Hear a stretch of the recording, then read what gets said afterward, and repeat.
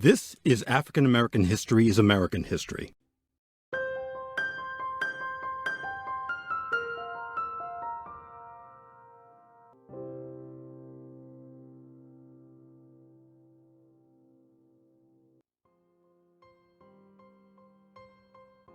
Novelist, playwright, and poet James Baldwin introduced the Reverend Dr. Martin Luther King Jr. at an event titled Men and Women in the Arts Concerned with Vietnam in Los Angeles, California on March 16, 1968.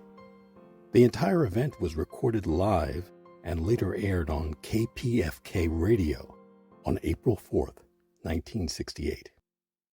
In a 1961 essay, Baldwin reflected on his first meeting with Martin Luther King. He recalled being surprised by Reverend King's demeanor, noting that he was unlike, quote, any preacher I have ever met before, end quote. James Baldwin went on to say, quote, for one thing, to state it boldly, I liked him. It is rare that one likes a world-famous man.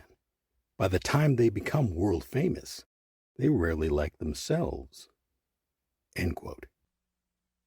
I didn't know I was going to talk really, and I'm not going to talk very long. What can I say? The man who we are here to talk to, who will talk to us, that is Martin Luther King. I think it's very important to remember that this moment in 1968 is a kind of combination of things that began in this country quite a long time ago, and specifically speaking, in 1954, with the Supreme Court decision outlawing segregation in the schools, and in 1957, when Martin was thrown that ball in Montgomery, Alabama, when Rosa Parks refused to stand up because her feet hurt. Now, we watched in this 11 years, in this 13 years, depending on the point of view, in this country, a terrible descent. What Rosa Parks was saying in Montgomery in 1956, and what those Negroes were saying when they were marched for 389 days, the country did not want to hear and did not hear. And as time rolled on, and kids, including people like Stokely Carmichael, were being beaten with chains, thrown into jail, marching up and down those dusty highways, trying to change the conscience of this country, still nobody heard, and nobody really cared. And poor Martin spent most of his time in and out of jail, as all of us know, trying to redeem what we claim we live by, the principle of love your neighbor, the principle of if it happens to you, it's happening to me. The principle John Donne talked about, when he said that any man's death diminishes me. But in this country, race and Christianity and power are so tied together, and self-interest, what one takes as self-interest, that no one heard it.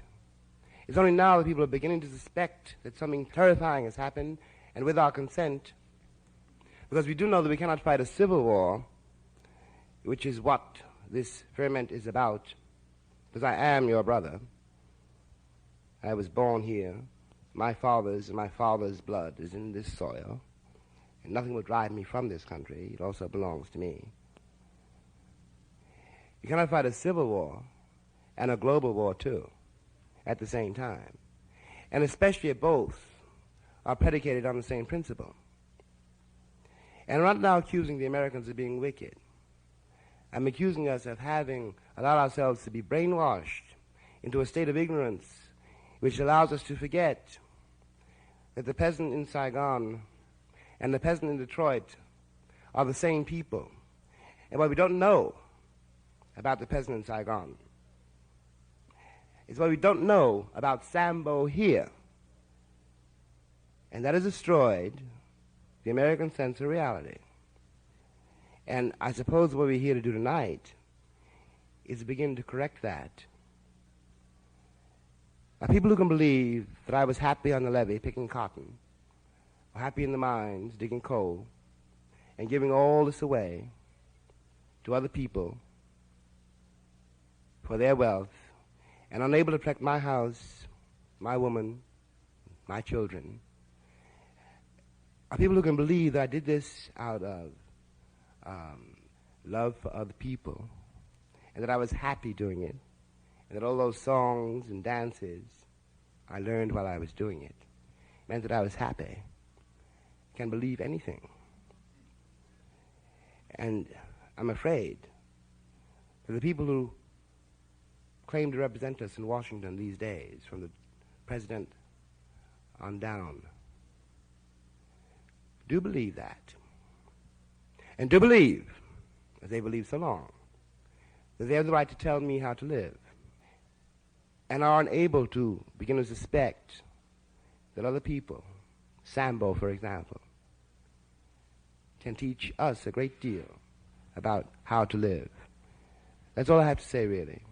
I think that the most hopeful thing that is happening in this country now is that finally, cities being blown up, the isolation of black and white being more severe than it's ever been before, the great, great gap between all of us in this country, all over this country, and the fact that the government does not in any way whatever respond to what the people feel, is finally forcing all of us to realize that the life of this country is in our hands.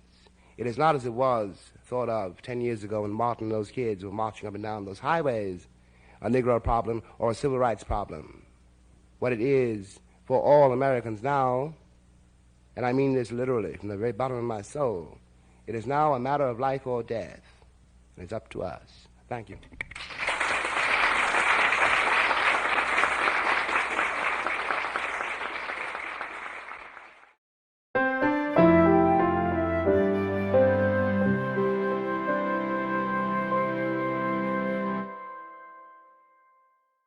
This has been African American History is American History.